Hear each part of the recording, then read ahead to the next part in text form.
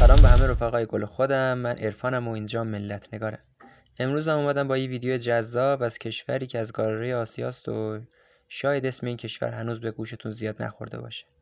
این کشوری که میخوام در موردش صحبت کنم کشوری پر از هرج و مرج، مردمی عمدتاً فقیر، سرزمینی ترسناک که تا به امروز رنگ آرامش رو به خودش ندیده، متجاوزان و کودک آزاران، زورگویی و قاچاق مواد مخدر از جمله چیزایی که تو این کشور به صورت عادی رواج پیدا کردن. این کشور کشوری نیست جز کشور پاکستان. پاکستان یا همون جمهوری اسلامی پاکستان یکی از همسایه‌های کشور خودمون ایرانه. پاکستان کشوری که ترور رهبرای سیاسی دیگه یک روند عادی تو این کشور به خودش گرفته و تبدیل به عادت شده. این کشور نه تنها با 250 میلیون جمعیت پنجمین کشور پرجمعیت جهانه، بلکه اولین و تنها کشور اسلامیه که دارای بمب هسته‌ایه. توی این کشور عجیب اگه شما پسر به دنیا بیاین 5 برابر بیشتر از دختر شانس زندگی بهتر و راحت‌تر رو خواهید داشت. به دلیل گذشته مشترک تاریخی که دو تا کشور پاکستان و هندوستان با هم دیگه داشتن، آداب و رسوم شبه جزیره هند توی این کشور متداول و زیاد به چشم میخوره. از مهمترین رسوماتی که از شبه جزیره هند به کشور پاکستان در مورد ازدواج اومده میشه به این اشاره کرد که برخلاف کشورهای جهان سومی که در حال گسترش و توسعه هستن و توی رسومات ازدواجشون همه هزینه‌های عروسی، خرید جهیزیه و مهریه بر عهده خانواده داماد و خود داماده، توی کشور پاکستان اینطور نیسته. توی کشور پاکستان گرفتن جهیزیه توسط خانواده داماد نوع توهین به خانواده عروس محسوب میشه. به خاطر همین گفتم مرد بودن توی پاکستان مزایای خودشو داره. شاید فکر کنید این جهیزیه مثل خرید جاروبرقی، اتو، تلویزیون و لوازم خانگی از این قبیله، ولی نه. اونجا جهیزیه‌شون پول، ملک، زمین، ماشین و در کل ملک و املاکه که خانواده عروس به خانواده داماد موقع عروسی میده. هر چقدر با یه خانواده ثروتمندتری وصلت کنید به نفع جیب شماست و تو آینده میتونه براتون سرمایه خیلی بزرگی بشه. کشور پاکستان خانواده‌هایی داره که حتی از حکومت خودشون هم،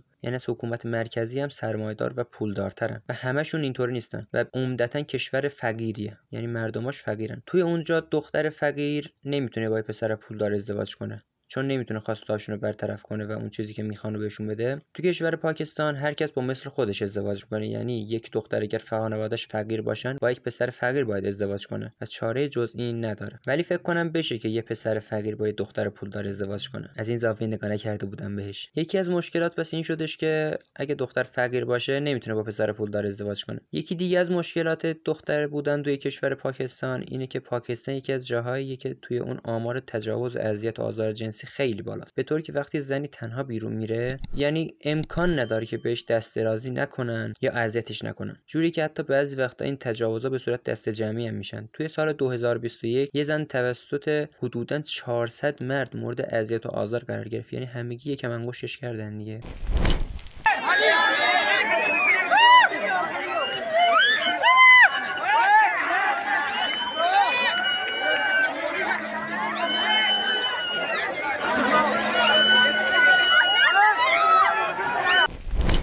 خلاصه دست خالی از اون جمع بیرون نرفتن. البته این آزار و اذیت و تجاوز جنسی محدود به دختران نمیشه. حالا میپرسین یعنی چی؟ یعنی اینکه توی کشور پاکستان مثل شهر خودمون قزوین پسرام در امان نیستن و انگشتشون میکنن و ازشون کار میکشن. توی کشور پاکستان طی یک مراسم عجیب ولی برای قزوینی‌ها یزید جالب و جذاب به اسم بچه بازی پسرای جوون و زیبا رو میارن میرقصن و خودنمایی میکنن و دل پیرمردا رو میبرن. این مردا هم بهشون تجاوز میکنن و دلی از کار در میارن. این سنت هنوز توی بخشای بزرگی از افغانستان و پاکستان هم در حال اجراست و پسرای نوجوان در حال خدمت دهی هستن به این پیرمردا. شاید فکر کنید این آخر ماجراست و دخترها دیگه بیشتر از این بدبخت نیستن اونجا. باید بگم بهتون که این آخر ماجرا نیست و رسمی دارن که حدود 400 سال پیش برای پایان دادن به همه خصومت‌ها و دشمنی‌های قبیله‌ای پدیدار شد. طی این رسم و رسوم شورای بزرگان قبیله‌ها تصمیم گرفتن که دخترای خردسال و زیر سن قانونی رو به عنوان غرامت و در ازای خونبها به قبیله آسیب دیده پرداخت کنن. این همون کودک همسری که تو کشور خودمون هم هستش و آنچنان با هم فرقی ندارن، فقط اونجا پاکستان و اینجا ایران تونستن اسمشو عوض کنن. حکومت‌های افغانستان و پاکستان کارهای زیادی برای از بین بردن این دو تا رسم و رسوم و ریشه‌گذاری کردن بچه‌بازی و کودک همسری انجام دادن، ولی کار به جاهایی نرسید و همین رسم و رسومات الان هم در حال اجرا شدن و کسی نمیتونه جلوشونو بگیره. از دیگر مشکلاتی که برای عموم مردم هستش، حالا چه مرد چه زن، توی پاکستان میشه به قاچاق و مصرف مواد مخدر اشاره کرد که به راحتی توی دسترس عموم هستش و این اینطوری میشه گفت که این مواد مخدر که اسمش پانپراک یا همون عامیانه خودمون ناس هستش که جویدنیه، باعث سرطان دهان، حنجره، گلو و حتی اگم شدن هم میتونه بشه. حالا میگین چرا اینقدر آزاد اونجا؟ باید بهتون بگم که چون کشور جمعیت بالایی داره، منظورم کشور پاکستان و کشور هنده. دولت این مواد مخدری که باعث اگم شدن میشه رو وارد بازار کرده و در دسترس عموم قرار داده با قیمت ناچیز که مردم مصرف کنن و کاهش جمعیت رخ بده. یعنی اینقدر بی‌انصافن این ملت‌ها. به قول یکی که میگفتش